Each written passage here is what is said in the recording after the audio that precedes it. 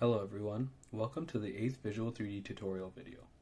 This one is on creating reports within the application. After completing the necessary analysis of your data, it is important that you are able to display the information gained. The report is created within the Visual 3D workspace, where all data is stored and models are integrated as well. The entire workspace can be saved and shared, so all underlying analysis can be accessed. Every Visual 3D workspace includes exactly one report, which begins as initially blank, and you may add any number of distinct pages. As stated previously, the entire workspace is itself a kind of electronic report because it contains not only the contents of the reporting page, but also all of the original data and records of the data processing steps. Visual 3D reports are laid out according to a row-column structure. Each report page can have a distinct number of rows and columns, and you can specify that certain items can span multiple rows or columns. Items which can be included in reports include graphs, tables, graphical representations, for example, gait analysis metrics such as step length and cycle time, subject and laboratory information, and bitmap images imported from other programs. After creating your report, you may choose to save a report template file, which saves not only the formal structure of the printed report, but actually the entire structure of the workspace aside from the data. Provided you are consistent in the naming of your standing and movement trials, markers, etc., you can reuse such templates for many experiments of the same type. Examples of this application can refer to the same experimental protocol or multiple subjects from the same experiment. To open a report template, we can select the File menu option and select Open Report Template in the Visual 3D application. This is seen in the following image. This tutorial will follow through a process which creates a simple report template, which can also be downloaded from the link on the Software Documentation Wiki page. Page 1 of this report will display the temporal distance measures using Visual 3D's built-in calculations, and page 2 of this report will display a simple 2D graph of sagittal knee kinematics. For more information about all report options offered by Visual 3D, for example, images, text/metric tables, and subject information, please view the Reports Overview Wiki page. If you have not already done so, download the CMZ file for this tutorial off of the wiki page and open it on the application. This file contains, number 1, predefined joint angles. For more information about defining joint angles, please see the tutorial on creating compute model-based data. Second is gait event labels, such as heel strikes and toe-offs. These specifically indicate kinematic events, meaning there is no force data available for that gait cycle. If it was an on/off label, this indicates kinetic events, meaning force data is available. These events were created using the automatic gait events pipeline command. The third is the tag name walk. As you can see, this has been applied to all of the motion files here, and our calibration file is here, stating standing static cal 2.c3d. Then we can navigate to the Signals and Events tab here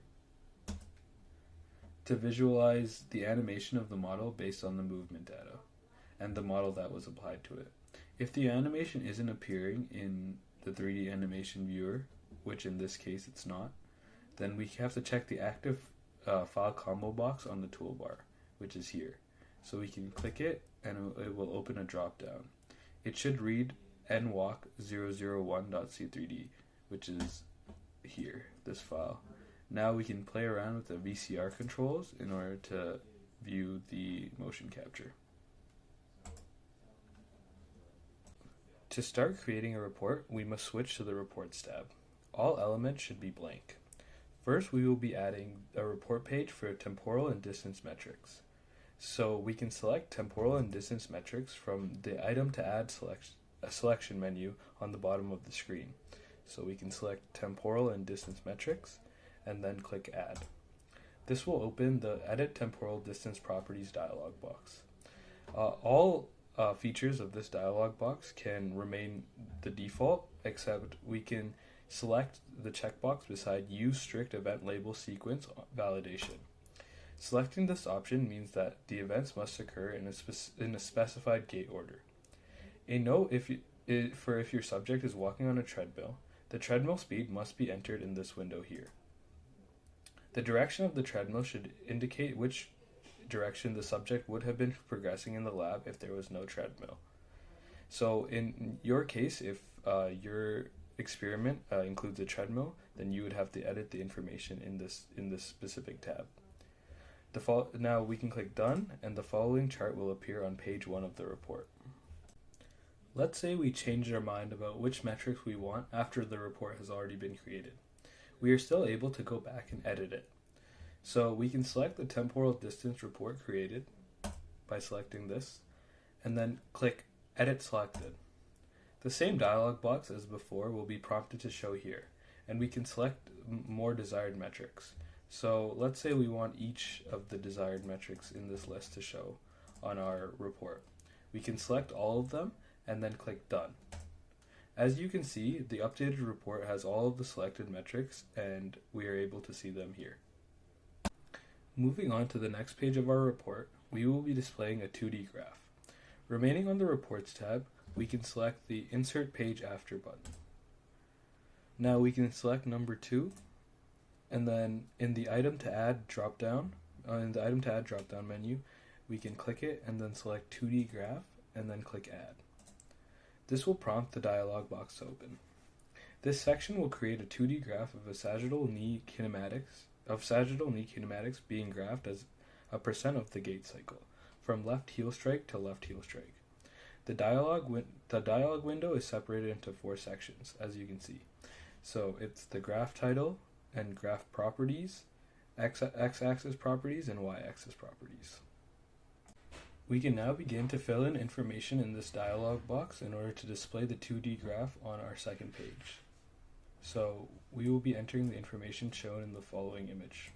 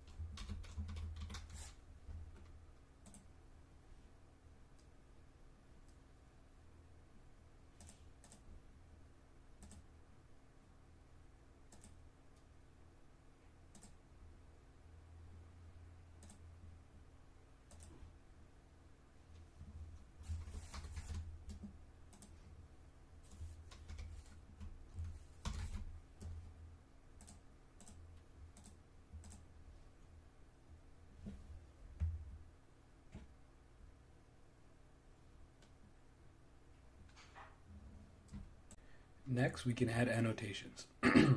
The annotations option allows you to view annotations on the graph based on events specified in your dynamic trials. First, we select the Local Annotations button here. Once the Annotations Editor dialog box opens, we can click Add. Then we can fill in the following options. For the annotation style, we can select vertical line. The color will be purple. The size will be large. The event name or numeric value will be selected as LTO, or left toe off. And then we can select average event or numeric value. Then select OK. This annotation should now appear in the Annotations Editor dialog box. Select OK in the Annotations Editor dialog box. Now we can press OK, and the following graph should appear on page 2. Now we can move on to formatting the 2D graph. We can select the graph by left-clicking on where a box will appear on the desired graph that we've chosen. Then we can right-click for the context menu to open and select Format Graph here. Now this Modified 2D Graph dialog box will open. Select by explicit setting from the y-axis scale dropdown here, And then the y min value will be negative 12. And the y max value will be 70.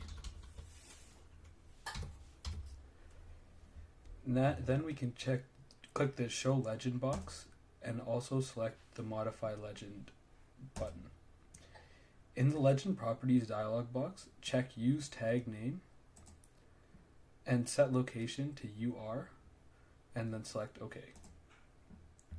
Now we can select apply on the graph format dialog box. The 2D graph, now if we were to press OK and view the 2D graph, it should now display the tag name walk on the upper right hand corner, as we can see, and the minimum and maximum values of the y-axis should be set from negative 12 to 70, which can be seen here. Moving on, we can edit the text on a specified page. This option is available on newer versions of the Visual 3D application, so make sure your version is updated to the latest release. To add text annotations in earlier versions, the make_text annotation pipeline command must be used. In this case, we will be doing it on the current page. It should be known that this edited text is specific to the page and not to the current graph. We can add balloon text to this page. And so to do this, in the item to add dropdown, we can select balloon text and press add. The edit balloon text item dialog box will appear here. Now we can fill in certain items. So the page will stay at 2, the position across will be 22, and the position down will be 77. And then we can uncheck the draw box around text. The balloon text identifier will be set to LHS1, and the text to be displayed will be LHS. Then we can press OK.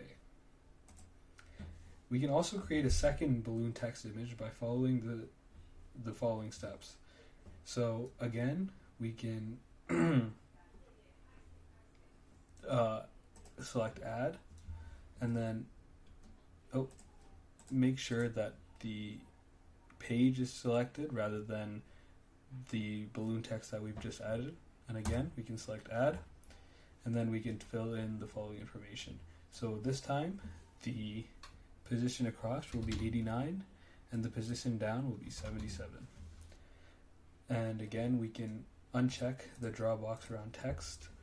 The identifier will be LHS2 in this case, and the text to be displayed will be LHS. Now we can press OK. Now the text LHS should now appear at 0 and 100% of the x-axis, as we can see. When creating reports with multiple pages using the same format, but graphing differently tagged items or using different events, it is possible to use the search and replace function to quickly create new pages. First, we can create a copy of the current page by using the duplicate page button here.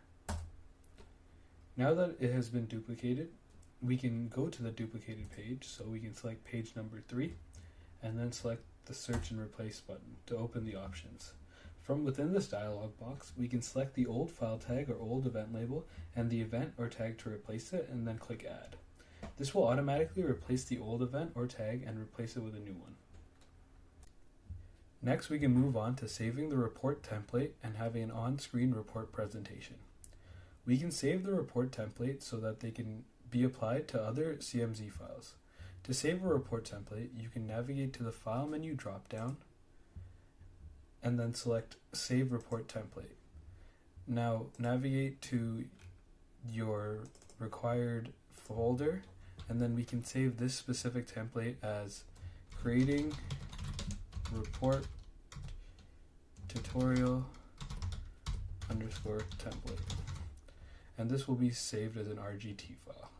Now we can hit save. Alternatively, you can also use the icons on the toolbar to save your template. Now once the report is finalized, we can click the Edit Report button to exit out of the report editing functionality, and it will show the 3D animation viewer instead. Now if we click the VCR controls, as you can see, there is a line that syncs up with how the model is moving on the actual graph. Thank you for watching this video on creating reports in Visual 3D. There are many other features of creating reports in the application. If you want to plot normal data in the report, please view the Plotting Normal Data tutorial. Report templates may also be created using the make_line_graph pipeline command. An example of how to create a simple report template using a pipeline script can be found on the bottom of the tutorial wiki page. Thank you for watching.